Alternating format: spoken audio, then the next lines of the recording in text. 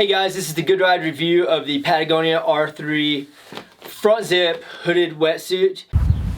Welcome to the wetride.com. If you're on the Good Ride, you're on the wrong site. This is my personal suit, and I've used it probably 20 days, so I'm just getting sort of used to it. It's a size medium. You can check my specs below. I wanted a medium tall, it wasn't available.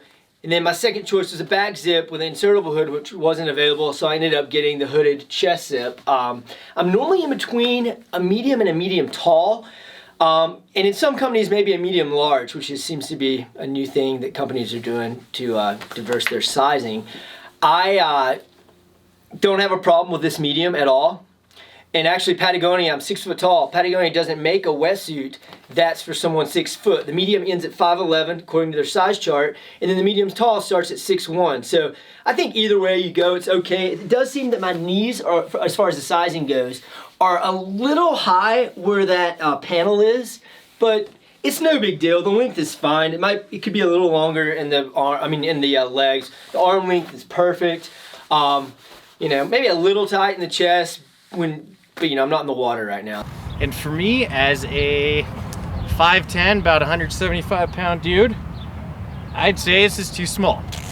I'd say this is one size too small. You normally fit a large, right? I would normally be a large. Yeah.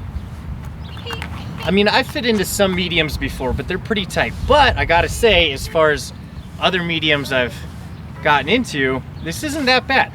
This is very manageable. If you like a real snug fitting wetsuit, then this by no means is like out of your size range. So this wetsuit is extremely durable.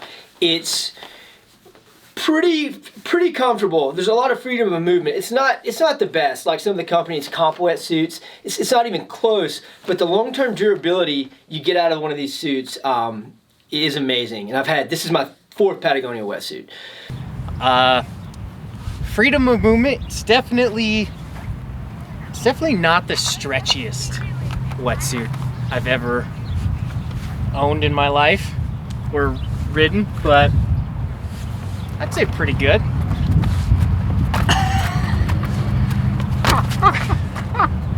That look. You're gonna edit that really cool with action scenes, right? Yeah. Explosions? Yeah. Maybe some. So I've never had an issue with any rashing. On the lining there's a recycled polyester jersey sort of knit fabric through the torso and legs. And then you don't have any really thick lining. It's just a really thin recycled poly you can see here through the arms, and I think for the legs from here down. I got a little bit rashy when I first put the thing on, like it kind of like was sucking in all my hairs on my leg. Do you know that feeling? Kind of feeling like it was like pulling all my little hairs out of my leg.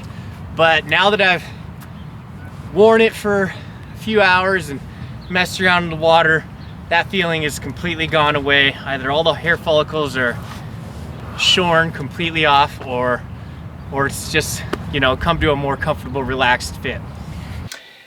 The construction is what Patagonia calls a triple glued, fully taped, and then externally welded seam construction. So you've got your rubber weld here, and then you can see that there's the heavy taping on all the seams, and there's a lot of that tape throughout all the seams around the neck and the hood. Other construction highlights: standard YKK zip. It's a smaller one than some of the ones in the past. I don't know if you remember the old Patagonia suits. They had a really thick YKK zip, which is fine too. I'm sure this one seems to be lasting fine. I haven't had any problems with it. And I don't know if you know about Patagonia's neoprene itself. It's actually, forgot to mention, it's 85% Yulex rubber and 15% synthetic rubber, so it's not actually neoprene at all. It's a neoprene-free wetsuit. You know, Patagonia is one of those companies that they stand behind their return policy really, really well. So they strive super hard to make the most durable products they possibly can while still maintaining their eco-friendly environmental behaviors, which is very respectable. Yeah. Directions from Snow I Safety had to over have here. it centered. Getting this suit on and off, and I don't know if it's because I don't think the medium tall would be any different. The bag zip would definitely be a lot better for me. I've got a few shoulder issues from snowboarding and various other activities, and getting this thing on can be a little tough sometimes, but once I'm in the water, I mean, it seems to fit great. So I'm apprehensive about trying the medium tall because I've had such good luck with mediums in the past. I would say because it's a size too small, it's a bit difficult. It's a bit difficult to get on and off. And also, I mean, I've even compared to that ferrule, it's like a little more difficult. Luckily, I'm pretty good at it. Gotten decent at it these days. The warmth of this suit is amazing. It's extremely warm. Patagonia rates this one at a 48 to 55. Yeah, I think so. Yeah, and I personally think I could go maybe a little colder because I've actually used this on our local river wave here in Bend, and I think the water is probably in the mid 40s, and I was out there for a while and it was fine. You know, I know it's not a fair comparison for ocean surfing, but I was probably actually doing less work on the river, so that for those reasons I think that this suit could maybe go a little cooler. Warmth, top notch. I gotta say, there was absolutely no flushing of the neck. Here we are in about 51 degree water. Yeah. But yeah, the water, I mean, the water is freezing cold as far as like your normal 4.3 wetsuit, you know, would be. I would normally be pretty cold in certain other 4.3 wetsuits. This wetsuit was warm though. I was toasty out there in the water. I was like feeling a little bit of sweat. You got this wool liner on the inside. And yeah, overall, yes, this is a pricey wetsuit, but for someone who's gonna be in the water a lot or just wants to buy a premium product, if it fits you well and something that you're gonna hang on to for a long time, I think this would be a great option. And before we go, quickly, because I was forgetting, I'm just gonna throw the hood on here for fit. Probably one of my more favorite hoods, only because it you know, again, neoprene and wetsuits in general, not neoprene in this case, because it's neoprene free, but wetsuits in general, it's all about fit. And this hood feels a little tight, but like I said, once I get wet in this thing, it's really comfortable. It's super simple as well. It only has this sort of minimal brim here that's, you know, it's not rigid at all, so if you don't like it, you can flip it up or whatever. And that's got the same fabric as this knee panel reinforcement. And you've got one single adjustment here on the side, which I've never actually used.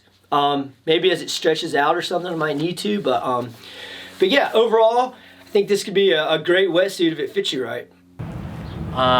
Overall, I think that Patagonia has come a long way from a few years ago as far as like their overall build and construction and flexibility. I think this could be a recommendable wetsuit for people really, this is 4.5, 3.5. For people really caring about environmental factors, but it still didn't feel like the most stretchy wetsuit I've ever worn in my life. My friend. Here we are, looking super skinny. Restart that. Yeah. Restart it. That was being ridiculous.